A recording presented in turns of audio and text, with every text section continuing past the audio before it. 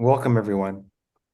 Welcome to our summer webinar series on integrating testing experts with AI. This is the second of our series, four-part series, and we're going to be talking about today about how to make testing and QA keep up with modern dev cycles. Jason, why don't you forward to the next one, and you can see. There's a younger version of myself, and I don't know who that guy is, the other guy is that I'm talking with, but Jason and I got together and talked quite a bit about AI and some of the ways that people are working on implementing AI and some of the, I guess you could say, deficiencies of how AI is seen and viewed in the QA community. You know, testers going away and so on. And we thought that there was a better way to do it, you know, in terms of humans and tools, AI tools working together. I see you got these penguins on the lower right and lower left there, Jason. What is that all about? No idea. AI did it. Uh, but uh, but that's what we decided to do, right? A mix of humans and machines. And so we got the humans up above, and we got the AI generated content at the bottom, underneath. Yeah, Yeah, it was a good conversation at that bar in Portland, yeah, where we kind of bring together the humanistic kind of people person, like meaning Phil, and then we've got the technical kind of AI nerd. And just we walked the streets of Portland. We were talking about this. We're saying, where is this whole thing going, right? Where's the direction of the world, and how do we not just fix these problems, but how do we like drag the world into the future to make things more efficient? Because there's too much of this has been siloed, right? There's been of you know, humans doing their own thing, AI people doing their own thing. The real solution is to bring them together and blend the best of both worlds. So that's what we were talking about at the bar. Uh, it was yeah. really And the whole the whole iceberg concept came up from my trip to Antarctica back in February, where I was talking to Jason about, you know, an iceberg that 80 or 90% is actually below the surface. And I sent some pictures to Jason of penguins on the top of the icebergs, and we just came up with this concept where AI is doing a lot of the work below the surface that you don't really understand or know. And I think that's a lot of the pushback against AI, and that you don't exactly know what's going on down there, but you know a lot is getting done. And so we thought that there was a great way to combine humans and AI to work together. and if I can add more, it's also like the analogy just kept going, kept working deeper and deeper. We thought about it because also, what do people really want to see? They just want to see the top. They want to talk to a person. They want to interact with a person. They don't want to program an AI. They don't want to understand how it works even. And you really can't even understand how it works. You want to like interface with the top part, which is really the human. And then I also think it's also icebergs have a history of sinking ships if you're not paying attention and looking out for things. Um, so and then. And lastly, yeah, Phil likes to dive in the water near these icebergs. So we'll leave that analogy to interpretation. But yeah, we got together and we're figuring out how to solve this, and we're sharing as much as we can about, what we're thinking about, what will work in terms of workflow, um, so that people can jump into the AI world and it's not too scary.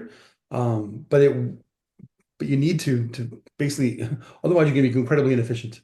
And uh, I won't say the Titanic. So let's. All right. All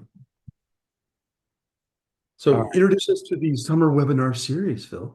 Yeah, so I was just saying earlier that this is the second webinar out of four. First one we did was introducing what we called the four-shot testing flow, which has a sub-zero, and it's kind of borrows from the AI terminology of having shots.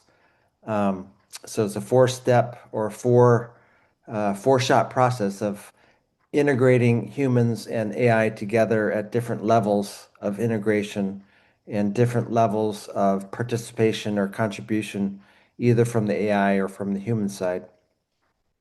And then today we're going to be talking about basically speed, how we can utilize the four-shot process and increase the the speed of QA and testing to keep up with modern dev cycles. I mean, everybody knows that um, programmers are now using AI to generate code, and so how do you keep up with that code? And it's not easy, and you can't do it using the old ways of testing, even automated testing. So this is the second webinar. We've got number three and number four. You can see coming up in a week or two. So we'll just let's just dive into the speed part, which is number two. Yeah, so that shows that one penguin there is really is flying up in the air there, Jason. That's the AI one. That's the one that's being elevated by AI. Yeah. And I want to say, like, also is that, basically testing can't even keep up today before AI is helping the developers go faster. Like it's a real struggle, right, for people to return value before the dev cycle's finished, before the sprint's over, before we ship. Like a lot of teams start testing and then the dev team ships. And then after the cycle on a ship, they kind of file all the bugs and start to fix them. Is kind of the usual practice today. But yeah, like Phil said, AI is just going to speed them up, and so they've got to, we got to get faster and in a hurry. And really, the only way to accelerate that is not typing faster, although that might help. But let AI do as much of that work as possible, and then also keeping track though, like where is AI not trust? Like when can you not trust it? What levels of trust do you have? It's not just a Boolean, a true or false, even with AI. It can be mostly true, or it can be true, it just hasn't been reviewed by a human yet. But how do we get the AI? We've always thought about this automation. How do we make the machines do what they do best? And then how do we have the humans come in and do what they do best? And they're very different things. Yeah, I know you used AI to generate those pictures, Jason, and I think that AI knows more than most humans do. It showed the penguin actually moving pretty fast, and if you see, we all have this image of penguins, just kind of waddling around and on top of the surface, but they can really move fast. When I went down there and saw the penguins. So humans can move fast too, but it's just not fast enough. It just the seeing the penguins just it was just amazing. I'll have to show some videos of that later. And some penguins just want to sit down and just do the same thing over and over again. And yeah, they definitely won't be keeping up though. So I think that the iceberg concept and the iceberg methodology for QA and testing is for a lot of different folks that are thinking about using AI. And I think that of course, there's those that just want to keep up with development and they want speed, right? So they want AI. They've heard AI can help with that speed in generating test cases and executing and things like that, but they don't really know exactly how. And there's a lot of um, naysayers, I guess you could say that AI can't be trusted and so on. And so integrating the humans into the loop is what Iceberg is all about in enabling us to really keep up while also modernizing and using modern tools because if we continue on the way that we're doing with test automation, it's almost like using a manual screwdriver, even though you're using a nice tool. And if you, it would be great to have an electric drill, right, with a bit on it, and that humans can control. And of course, there's dangers in using those drills because you can strip the screw quite easily if you don't know what you're doing, right? So the humans diving in, using the best tools, the best AI tools, enabling us to really scale, right? And so rather than just adding testers and adding linear costs, we can use AI to really help get to faster release cycles.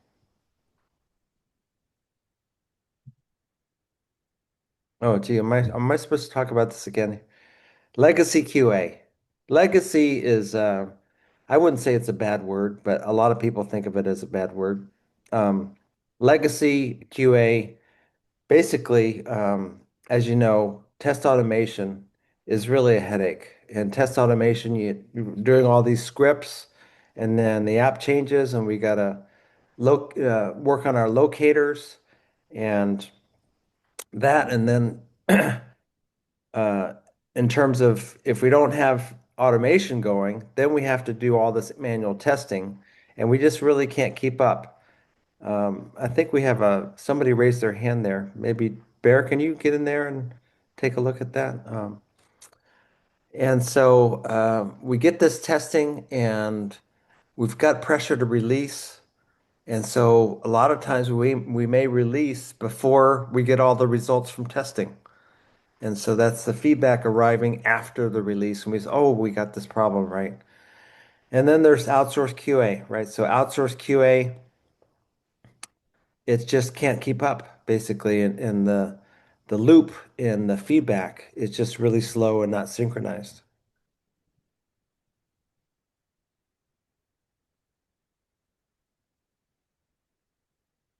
The CI/CD challenges. So I think that the biggest problem here is that QA, as it is today, is quite linear. So we get the build, we work on it. So what happens if we decrease the space between each build? If we have the same amount of testers, that means that we can only test a certain part. So we end up testing what we think changed, right? All the new features that are in that build. But what about all the regression that has to be done? What about the things that those new features that were developed touches? And so we end up having testing that doesn't have the coverage that we want as the build and deploy times get smaller. And we don't have the confidence because what do we test? We test exactly what changed. That's what we have time for. Sometimes we have time to do regression, but not a lot. We have to do some kind of really targeted regression, which is not the kind of confidence that most people want. Yeah, so what do we do? I think what we need to do here is think about how we can use AI to augment the testing process, right? So there's a few ways that AI can come in and uh, help testing. One is obvious, and people are doing this even with ChatGPT themselves, or discovering it by putting in one test case and saying to ChatGPT, the AI, saying create more versions of this test case, right? So it can generate more test cases. People are also putting in specifications or requirements documents and saying, create some test cases for me. You can also, which I think is the fun and easiest one, most people don't try, is to take a screenshot of the application you're testing, just drop it into ChatGPT, upload it to the chat window and say, create some test cases for this thing, right? So AI can definitely start help with generating test cases. And if and you can also take those old test cases, put them back in the chat window, and with the screenshot of the new build or the new specification, and you can actually ask it to say, hey, what's changed? What do I need updated? Or even just ask it to update it for you. So AI can definitely help with generation and maintenance of test cases, also with automation too. So you can just people are starting to realize that you can do the same thing, whether it's like a cucumber Gherkin style script or just classic, just a step one, step two, step three kind of test case in text, or if it's Java or Python, Selenium, Playwright, you can just drop those in there too and say, hey, can you generate more of these, or can you create permutations of it, or can you just fix it and update it for this new build that came in, right? There's these new specification changes. Um, so another thing to do is behavior driven. So the AI can also walk around, and more, like we kind of predicted earlier this year, there's gonna be a lot more agentic things this year. So you can see AI starting to walk around, trying to accomplish tasks in applications. And the AI, you can tell it what to do, but you can also just ask the AI to play around with the website and walk around in it. And that's kind of behavior. That's like a humanistic behavior and kind of interactions. And then you can have AI check for bugs. A human can look at it, all that activity, or a machine, an AI can also look at the AI's work and say, hey, were there any bugs in here? Did you notice any bugs? One of the most exciting things to me, and especially in terms of speeding teams up, so one is not just can these things help, but they speed you up, right? Like they actually they can generate 100 test cases probably 5 to 10x faster than a human. But Well, the biggest things that always makes me this is one of the biggest problems with Agile in general too is that um, there's new features coming in all the time, right? And the features are changing. The buttons, not only the buttons and stuff moving around, the flows change. There might also be like a new feature, a new menu item, new content, um, and there's no time to really, if you ship every like 6 months, maybe the specification gets updated. You have time to update tests and then eventually run them. But the cool thing about AI is it can instantly look at the page of the app and or the API or even some tables in a database, whatever your app is. But it can adapt to it. It can notice the changes, and then you can say just if there's anything changed, create new tests for that stuff, and it just does it.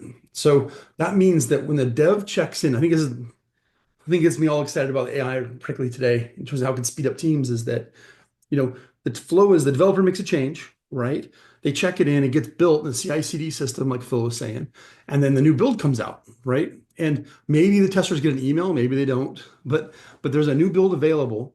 But guess what happens? It sits there and waits for the tester to pick it up, right? And not only is that normal kind of that team flow a little bit slow, but more importantly, did the developer even tell the tester? Did the PM tell the tester it changed? Did anybody notice that it changed?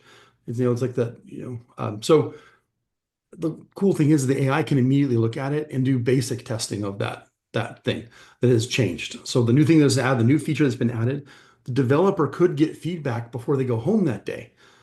If it's got crashes, it's got problems, accessibility, privacy, security, whatever types of issues there are, the developer can get that feedback before they go home. In many cases, if they checked in and built in the morning, um, and definitely before the end of the sprint, there's an opportunity for a few iteration cycles on those new features.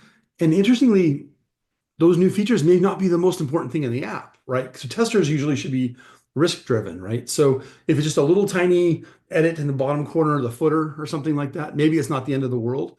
But it'd be great if AI tested it while the testers are still focused on the high risk things about like the new design for the sign-in flow or the checkout process or something like that. So not only can AI get in there quick and get the feedback done quickly, back to the developer to make changes in time for the next release, but also um, is that the testers aren't distracted by the little things either, right? They can still provide that coverage, but they're not distracted by the tiny little changes that happen all the time, every day. Might even be regressed the next day. They can keep focus on the big things. And lastly, you can also take, which I've talked to some people in the last week that are doing their own some other products or they do trying to do it manually, like inside their workplace, is take the bugs that are found by either AI or testers and then asking the AI to triage it, right? Meaning by the process of triage, I mean look at it and review it. Like, does the priority make sense, right? Does the bug seem plausible, right? Is the description consistent and accurate?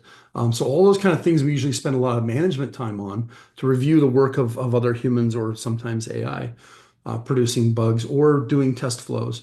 Review that quickly and then flag it or deprioritize it if it's obviously a waste of time for the human. So really, what you're seeing here is the AI can augment almost a lot of these testing activities with a lot of the basic stuff, a little bit and the basic stuff you can do it quicker, better, faster, cheaper, while the humans are reviewing these things and the artifacts, and they're also being able to focus on the things that are more important to the project and more contextual. Yeah, I just wanted to annotate on the auto adaptation to UI code changes. I think that, using the old model of doing test automation, we've got to change locators and things like that and figure out what broke our scripts. And instead, the AI does that, but what we do is we use prompts to do that, right? And so those prompts are going to be based on functionality and user behavior, and those are not going to change, right? So we use the same prompts for the AI, and the AI goes and does it. And so we don't really have to worry about the locators or this menu changing and things like that. And I think that really speeds things up because we're going to be using the same prompts. If functionality is added, then we add another prompt for that functionality, and then we can continue to use that prompt in later releases as well.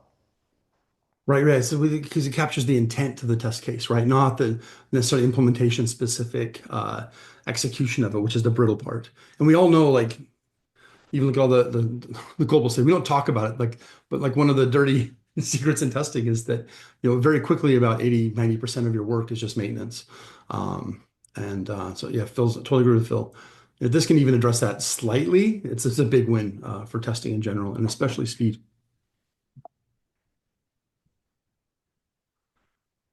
Um, so the benefits of AI and QA. Actually, I'm gonna go off script for a quick second here. It's starting to become mid-year. Now feels nervous. Um, uh, mid 2025, where we live today, is things are changing. We're starting to even hear, so like we're talking about the benefits of speeding these cycles up, speeding up testing, speeding up feedback loops. One of the biggest benefits in AI today is actually that people's managers are telling them, we'll get to it a little bit later, but they're telling them they need to have an AI story, whether it makes sense or not. Like if you're listening to this, like you should probably have one before your boss asks or demands it. And or if they have already, you should probably figure one out. But that's one of the biggest benefits in AI is to keep off the radar and to keep looking like you're staying current with the times. Um, but again, it's kind of the same thing, some of the things we were talking about earlier. I like the fact that it's an autonomous feedback loop. So you're not waiting on a human. The humans could be sleeping. The humans could be at lunch. You still get some basic, I'm going to say basic just to be friendly, to be frank. You get quite a bit of coverage in real time back to the developer without having to go through the test team. So the developer gets the feedback as quickly as possible. And guess what that means? If they find it and fix it, not only does it speed up the team, but the other benefit here is it saves human cost of labor of time, and it also saves distraction. But the real big one is it actually keeps the testers from like when the developer checks in a regression that's kind of obvious and ridiculous, and then they have to go fix it and ship it again, build a new build. The tester's not bugged or annoyed by that. Like it's kind of a waste of time. You spend all your time trying to do this critical thinking and like thinking outside the box. And I'm a really clever tester, but then you just a lot of testing is spent just testing very basic rote things and finding a lot of bugs that are just kind of obvious but need to be tracked. But the AI can take care of a lot of that business so that testers can do the things that people appreciate. That's what I was trying to lead to there. Also the scalability thing. So you get, if frankly, a lot of teams are starting with AI now. If they don't have any testers, they can start with AI to get the loop going, right? To get basic coverage and testing without adding headcount, their first headcount. And also, if they have an existing team, no team does enough testing. Like if anyone test team says, yeah, we have 100% coverage and we're good, like you're probably overpaying for it, or they don't know what coverage is. Um, but you can add a lot more scalability, not just in terms of frequency of time, but breadth of coverage and the number of things that you can test at the same time. So what may have been, so when you add a new app, the ship or the company supports a new platform, that same testing team can now support multiple platforms instead of having to add, like we used to do, have a separate person for every kind of new platform or a new team to own each platform from a testing perspective. Um,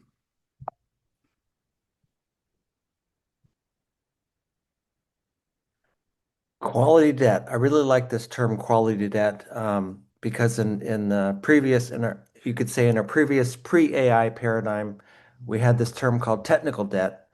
And technical debt is stuff that you know that you need to do, but you didn't have time to do, right? So you've got bugs that are perhaps medium or low priority that you don't fix because they're not high priority, right? So you think, okay, we'll fix them later. And you've got database issues and structural issues in your software, and you know that they're there, but you're going to fix them later, right? And that's technical debt. And quality debt really is debt that you have that you don't really understand or know about. So there could be user interface issues out there that you don't even have a clue what's going on. There could be accessibility issues that you don't really understand. And these are kind of things that affect the quality from your end user point of view that you're not really, you don't have a specific thing that you can point your finger at, but it really affects the quality of your releases. And so when you increase your release speed, you end up what we call quality debt, things that affect the quality of your software, but you can't exactly pinpoint exactly what it is at that time. And that's where AI really comes in examining your software and testing your software, doing things that you wouldn't normally do as a QA or as a tester because frankly you don't have time, number one, and number two, you may not think about those things. And so that's what quality debt is. Checking and testing and looking at the software from a user point of view really take with and the user is what they really care about quality, right? They don't really care about the database structure or any particular bug because they might not even see that bug. So the quality debt is what the AI really attacks and takes care of. I'll add in this in the age of like, this will date this video like 3 years from now, we'll laugh at it because of this term, but like, there's all this vibe coding and vibe testing is starting to be a little bit of a meme. But the funny thing is like the web page may look like it works the same, it may look the same, very similar.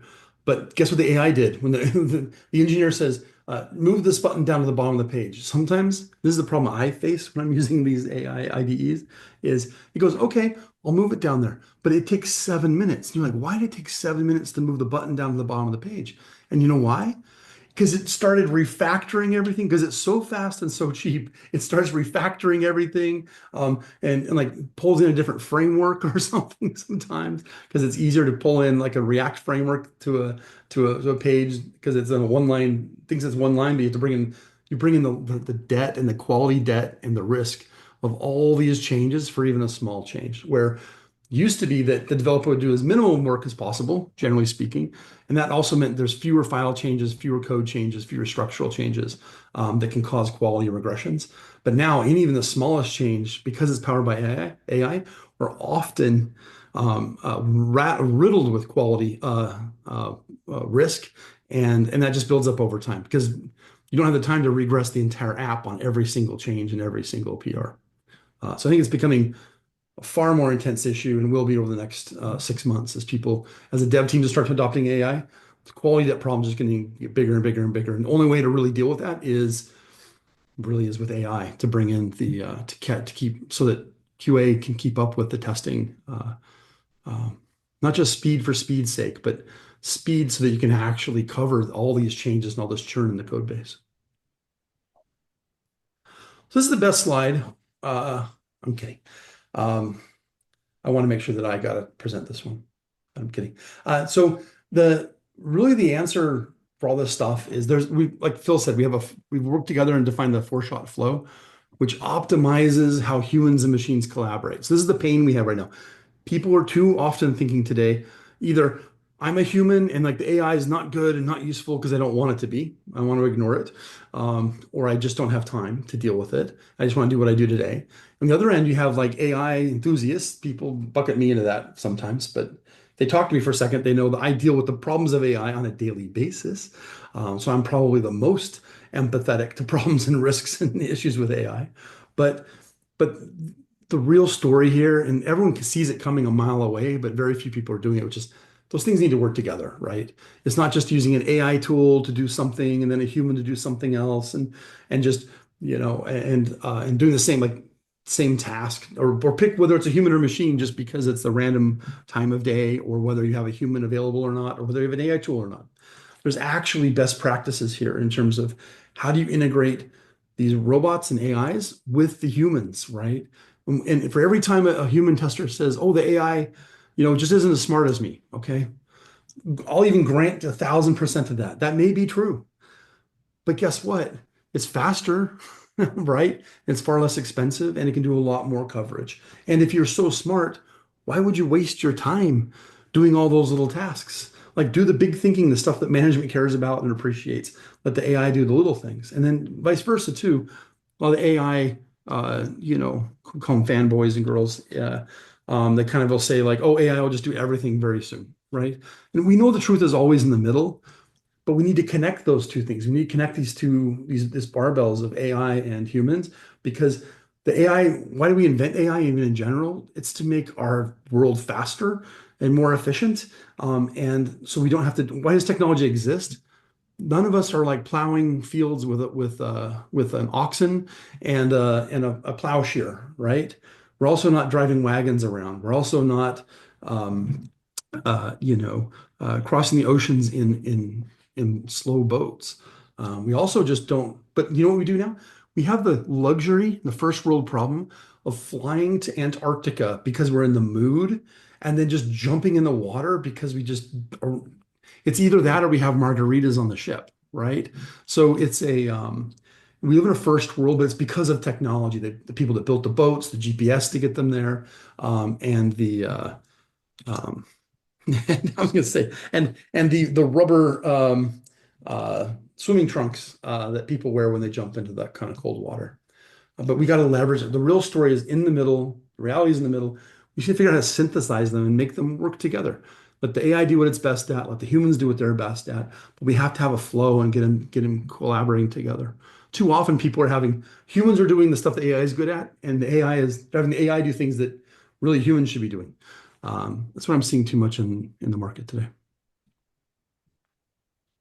So I'll say this. Phil said this was like a little intimidating slide, but I think the intimidation actually is understated because I hinted at it earlier. I know a lot of people in this space that their managers are now saying, "Hey, where's your AI story? Like, I know you do this testing thing. I don't even care what you do or how you do it, but you have to give me a convincing story that you're effectively using AI because our shareholders care, our CTO, our CEO, everyone else, everyone in the engineering org and other orgs needs to be leveraging AI because they think it's going to be efficient. So forget whether it is or not, even for I'll even grant that for a second. And a lot of people are implementing things, AI strategies that are maybe less than efficient, but it's because they've been asked to or told to by their management. And I think if your manager hasn't asked this question yet today, by today, they probably will very soon. And not even because they think or know that AI is the magic thing. It's because their boss thinks it is. So to keep your nose clean and not just stay ahead of the curve for efficiency reasons, but to I am mincing words. I'm trying to be polite, but I think it's. I also know some people that I'll say it actually. I know some people that aren't doing testing anymore because they either proactively resisted using AI or just couldn't put a story together in a quarter. And then somebody else says, "Hey, I'm super experimenting in the quarter. I'm using it. I'm experimenting and either internally or talking to external tool vendors or services vendors that have AI and have an AI story that's believable." And those are the people that are getting promoted. You're starting to see this if you want to do a query on LinkedIn. The early adopters are getting promoted pretty quickly and over the heads of people that aren't investing in AI, whether it's correct or the right thing or not. And a lot of testers are skeptical and negative or whatever, pessimistic or very late adapters. But the world's not waiting for everyone to adopt this technology. Maybe in mobile, you could just stay on the desktop team, or you could work on the website team. But AI is affecting everything in our industry and our entire tech stack and all of our processes. So I highly recommend, and you look back at, I say these in the strong terms to be helpful to people actually, so that they're warned, they have awareness, and they can pick it up and leverage it before the boss comes down. As soon as that happens, you're basically on a pip, right? Um, so I think Phil keeps going like, move forward, go, stop that, keep going, be polite. Um, Well, this is where I get to talk about my experience in Antarctica and jumping in the water. I really did jump in the water, and it was about 27 degrees, and it was an activity that was sponsored by or organized by the boat or the ship that I was on. And I think naturally I think, oh, it's too cold, you gotta, it's terrible, But I would say maybe 10 or 20% of the people on the boat did it. And every one of them that did it, and they got in there and jumped in and came out, they were just so exhilarated, including myself and my wife. My wife wanted to do it again. And so I think that's really what it is about getting started with AI is just jumping in. And I'll answer Chris's question now. Chris had a question, and the question is, what's your recommendation to cut through the marketing noise and over promises of so many AI vendors out there?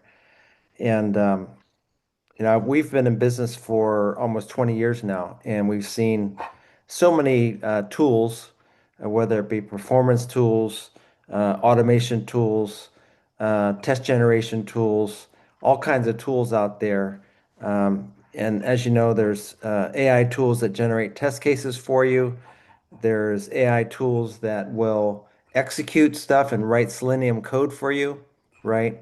And we've been investigating and working with AI probably for the last 3, 4 years, and it came to the point where we finally came across and worked with Jason's tool over the last year. And initially when we looked at the tool, we said, oh, this doesn't quite work right or whatever. And we worked together. That's where we formed our partnership in working together to have this tool that enables the human part and the human intelligence to get inserted at the right place. And that's why we developed the four-shot process. And we continue to work together in increasing the functionality of the tool and inserting deterministic behavior where we can, because as you know, AI, and it's one of the things that bother people about AI is it's not deterministic, right? So it's not going to come up and do the exact same thing all the time. And because it's just that it's not an algorithm. It's actually doing things that you don't know. And that's the whole concept of the iceberg.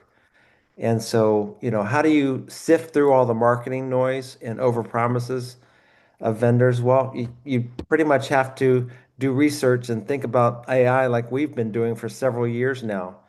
Or you can just start using AI on your own, jump into the cold water and feel it and see how it feels and make sure you get out really quick.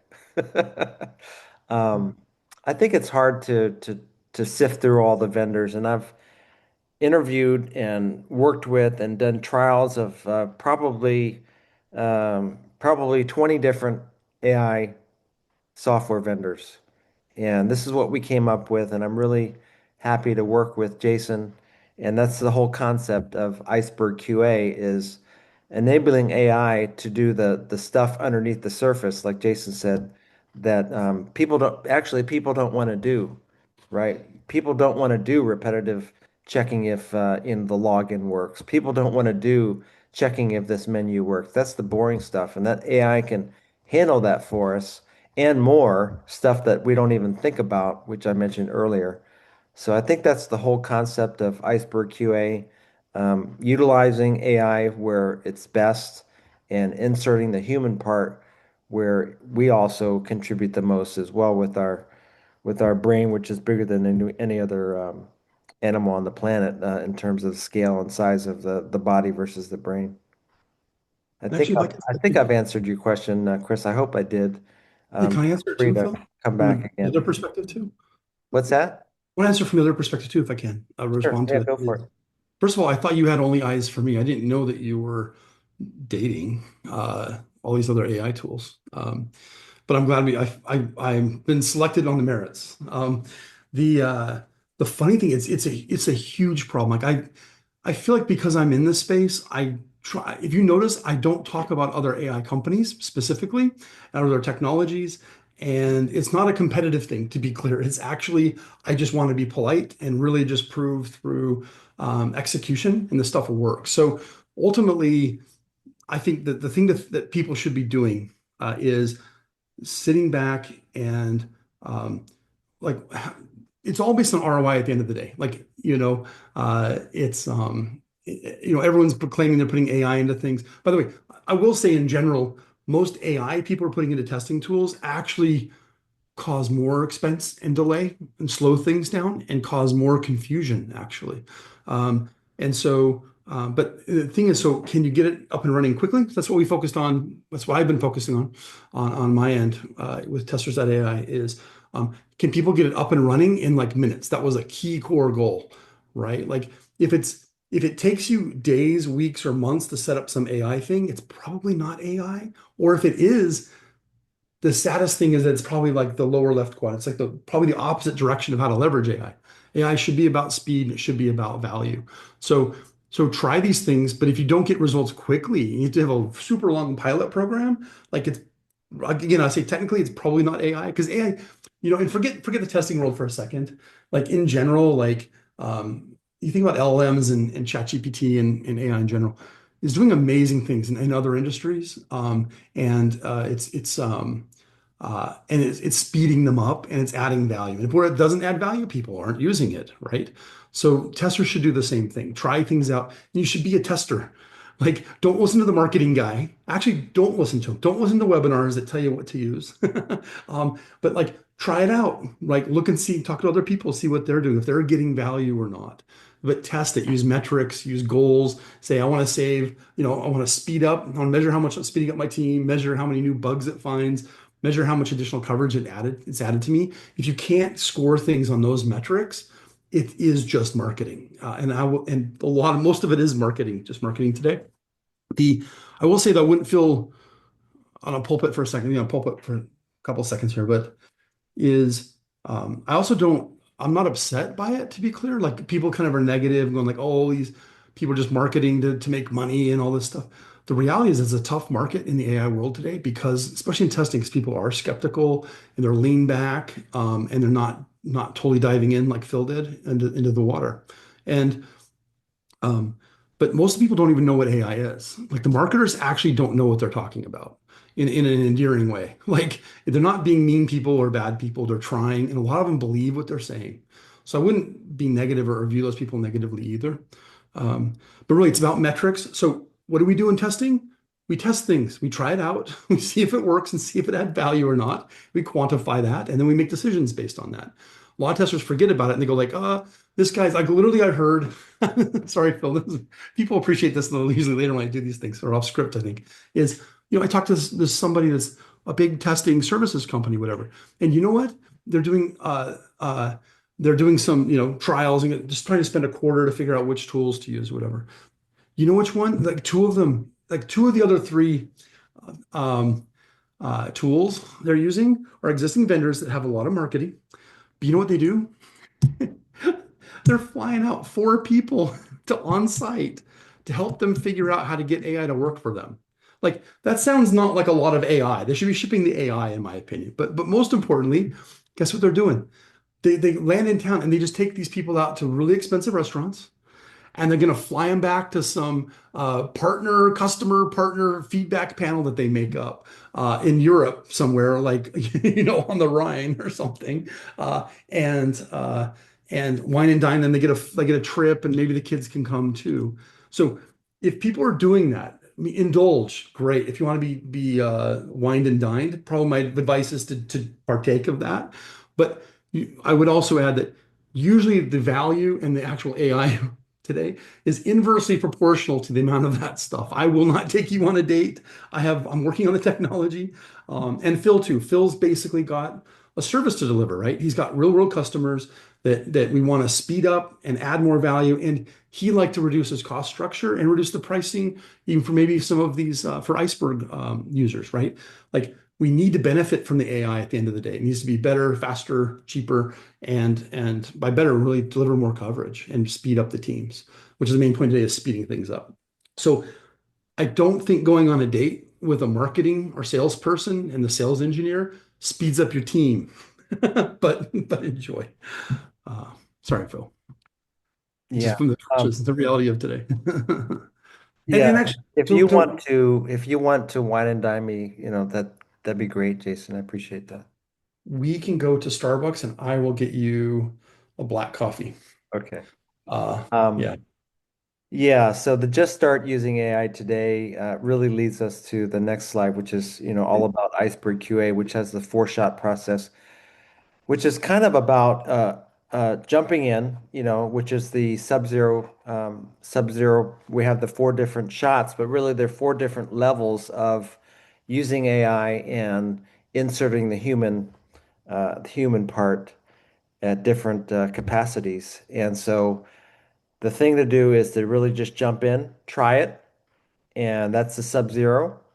And if you want more, different levels of human insertion of knowledge and expertise, then you move forward in the zero shot, one shot, and two shot. And so I encourage people, I encourage attendees, I encourage everyone that I talk to a bit about AI and about Antarctica, actually, just to go and go do it. When I talked to people about Antarctica and say, why did you go there? I was like, because I wanted to explore and I wanted to see new things. And why did you jump in the water? Because I wanted to try it. And when I came out, it was fantastic.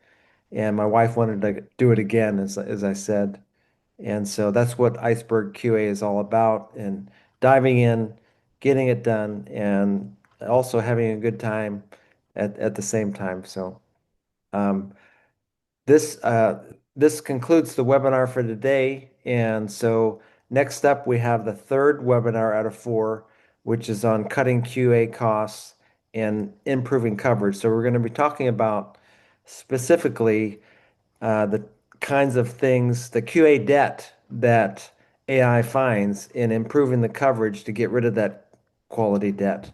And that'll be coming up next week at the same time and same place. So we look forward to seeing you next week, and thanks for attending. If you have questions, please write in to Iceberg QA, where we've got a LinkedIn page, and I think that, or you can just write to us directly. Um, I think Jason and I are both easily findable. So thanks everyone, and we'll see you next week.